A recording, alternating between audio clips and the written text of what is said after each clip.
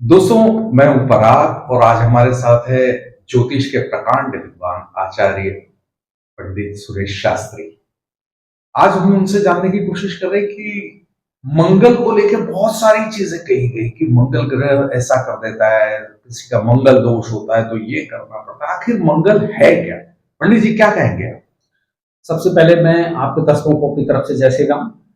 और जहां तक बात रहेगी मंगल ग्रह की, तो आजकल हमने देखा कि अक्सर ज्योतिषी लोग 3-4 ग्रहों पर विशेष बात करते हैं। जैसे कोई भी ग्रह कुंडली दिखाने के लिए तो ये मांगलिक दोष है, या आपकी कुंडली में काल सर्प दोष है, या आपकी कुंडली में पितृ दोष है, या आपके ऊपर 7.5 चल रही है।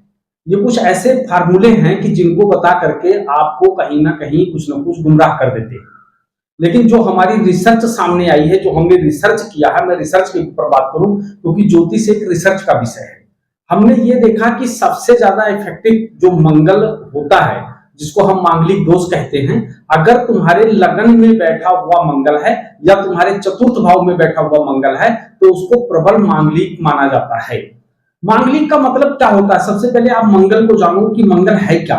मंगल को भूमिपुत्र कहा गया है। जो बात गर्भ की होती है ना, जो बच्चा पेट में 9 महीना रहता है, उसे भी मंगल कहा गया है। मंगल तुम्हारा लिटिगेशन है, मंगल तुम्हारे शरीर की ऊर्जा है, जो आपकी बॉडी है, ये मंगल है। जो आप देखते हो ना बहस करने, बहुत सारे लोग बहस करते हैं, ये कौन है? मंगल है। आपने ये भी देखा होगा कि आप किसी को कहते हो कि भाई ये तो बहुत मेहनत करता है, इतना मेहनत करता है कि कभी थकता ही नहीं है, तो आप जब देखोगे तो वो मंगल है। इसलिए जब भी लगन में मंगल बैठता है तो उसका कार्य तत्व क्या है? अग्नि का, अग्नि तत्व है मंगल का। और दूसरी चीज क्या है कि मंगल जो है वो एक तरीके से भस्मासुर है, यानी गुस्सा है, एंजाइटी। जब भी ये लगन में बैठता है तो ये सबसे पहला नंबर क्या करेगा कि आपके चतुर्थ भाव को देखेगा, क्योंकि 1, 4, 7 और 8 ये मंगल का है, मंगल की दृष्टि है। तो जब भी मंगल वहां देखेगा तो चतुर्थ भाव जो क्या है वो हमारा कुटुंब है, हमारा अपना मन है, हमारा अपना जो है एक तरीके से गद्दी है, हमारी अपनी सोच है। तो सबसे पहले क्या करेगा कि हमें कहीं ना कहीं एंजाइटी जैसा पैदा करेगा।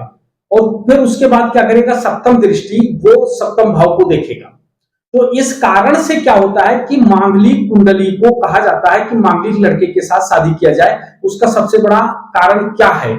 ऐसा क्या कारण है जो ये कहा जाता है? उसका सबसे पहला कारण यह है कि मंगल ऊर्जा है। अगर एक बैलगाड़ी में 2 बैल जोत दिए जाएं और एक ऊर्जा वाला एक कम ऊर्जा वाला, तो आप अक्सर देखेंगे वो बैलगाड़ी नहीं चल पाएगी। इसलिए मांगलिक को मांगलिक के साथ जोड़ा जाता है। देखो ये कोई दोष नहीं है, इसको योग कहा गया है, योग होता है, मतलब मंगल योग, मंगल दोष नहीं है। तो मांगलिक जो होता है वो एक तरीके से क्या होता है कि ऐसे लोगों का जो संबंध हो, जो प्रणय संबंध हो, वो ऐसे लोगों से हो जिसके सामने बराबर की ऊर्जा हो। अगर बराबर की ऊर्जा नहीं है तो वो रिश्ते नहीं चल पाएंगे। इसलिए मांगलिक में सर्वप्रथम ये कहा जाता है कि मंगल अगर किसी के कुंडली में मांगलिक है तो आप मांगलिक लड़की के साथ शादी करो। अगर यही मंगल दूसरे भाव में बैठता है, चतुर्थ में बैठता है, या सप्तम और अष्टम में बैठता है, या 12वें भाव में बैठता है, तो उसको इतना तगड़ा मांगलिक नहीं माना जाता है। दूसरी चीज, अगर हमारे कुंडली के अंदर 12 घर होते हैं, आप अगर देखा जाए तो 6-7 घर को ही हम मांगलिक मान लेते हैं। अगर हम मांगलिक मान लें तो फिर कुंडली में बचा क्या? फिर हर व्यक्ति, आधा से ज्यादा जो पब्लिक है वो मांगलिक ही है। दूसरी चीज, हमने ये अक्सर सुना हूं कि लोग कहते हैं कि 30 साल या 32 साल या 35 साल पे मंगल जो मांगलिक कुंडली है ये धीरे धीरे करके समाप्त हो जाता है। लेकिन यहां पर क्या है कि मांगलिक समाप्त नहीं होता। क्यों नहीं होता? क्योंकि ऊर्जा है। ऊर्जा जाकर के आदमी का 50 और 55 साल के अंदर थोड़ी सी शिथिलता आती है और कमजोर पड़ता है। वैसे भी अगर देखो किसी के लगन में मंगल बैठा है, या लगन को मंगल देख रहा है, या मंगल प्रभावित कर रहा है, तो ऐसा व्यक्ति जब 35 साल का हो जाएगा तो वो 25 साल का लगेगा, क्योंकि उसके ऊपर उम्र हावी नहीं होता। इसलिए मंगल दोष नहीं है, ये योग है।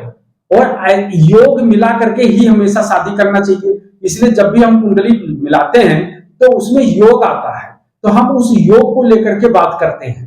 तो मांगलिक जो होता है कुंडली, इसको देख करके, या मांगलिक योग अगर कुंडली में बना है तो उसे लेकर के कभी किसी को परेशान नहीं होना चाहिए, क्योंकि यह हमारे शरीर की ऊर्जा है, यह हमारी शक्ति है। तो हमको ऐसे लोगों के साथ में होना चाहिए कि जिसकी शक्ति बराबर बराबर हो,